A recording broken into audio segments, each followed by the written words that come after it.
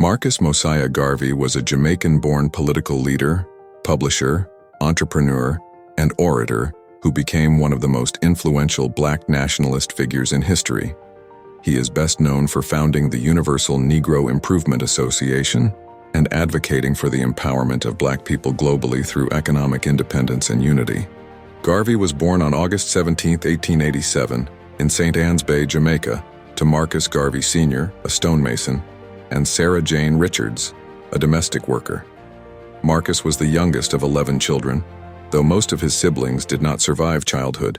His father, who had a large personal library, instilled in him a love for reading and self-education, while his mother nurtured his strong religious faith. Garvey attended local schools in Jamaica, showing early intellectual promise. His formal education ended when he was around 14 years old, after which he moved to Kingston to find work.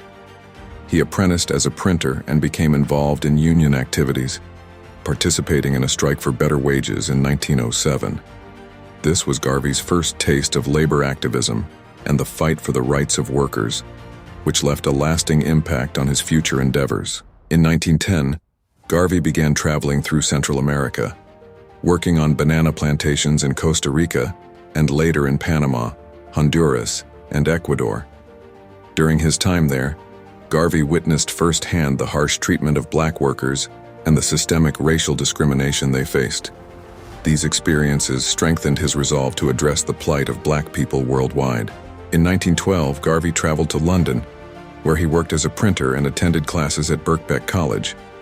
He was exposed to new ideas of African nationalism, colonialism, and Black self-determination through reading and engaging with intellectuals such as Deuce Muhammad Ali, an Egyptian Pan-Africanist.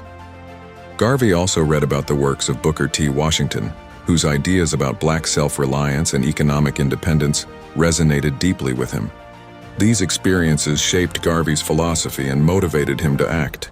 Garvey returned to Jamaica in 1914 and, inspired by his experiences abroad, founded the Universal Negro Improvement Association, UNIA. The UNIA's goal was to unite all people of African descent and work toward improving their social, political, and economic conditions. However, the movement struggled to gain momentum in Jamaica, where Garvey's ideas were not widely embraced at the time. Determined to find a broader platform for his vision, Garvey set his sights on the United States. In 1916, he traveled to New York City, settling in Harlem, where he saw the harsh realities faced by African Americans. Harlem was becoming a center of Black culture and politics, and Garvey's powerful speeches soon attracted large crowds.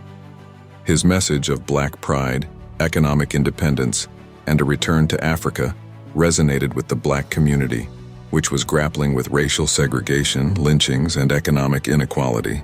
Garvey expanded the UNIA in the United States, transforming it into a mass movement with chapters across the country and abroad. By 1920, the UNIA claimed millions of members worldwide. The organization's mission was to uplift Black people through education, self-sufficiency, and entrepreneurship. Garvey believed that Black people should build their own businesses and institutions to achieve true independence. One of Garvey's boldest initiatives was the creation of the Black Star Line, a Black-owned shipping company launched in 1919. The Black Star Line was intended to connect Black people globally, facilitating trade between Africa, the Caribbean, and the Americas, and supporting the eventual repatriation of African Americans to Africa. The shipping line became a powerful symbol of Black pride and economic empowerment. Garvey raised funds for the Black Star Line by selling shares to Black people, promising them ownership in this historic venture. However, the Black Star Line was plagued by difficulties. The ships Garvey acquired were old and often in poor condition, leading to constant repairs and financial strain. The company also faced sabotage, both from internal mismanagement and from outside forces who saw Garvey's growing influence as a threat. The U.S. government, particularly the FBI, led by J. Edgar Hoover, began investigating Garvey, seeing him as a dangerous radical who could inspire racial unrest. The FBI, concerned about Garvey's growing power and influence, sought ways to bring him down. Hoover assigned Black agents to infiltrate the UNIA, gather intelligence, and find any means to charge Garvey with a crime. Their opportunity came when irregularities in the Black Star Line's financial operations surfaced.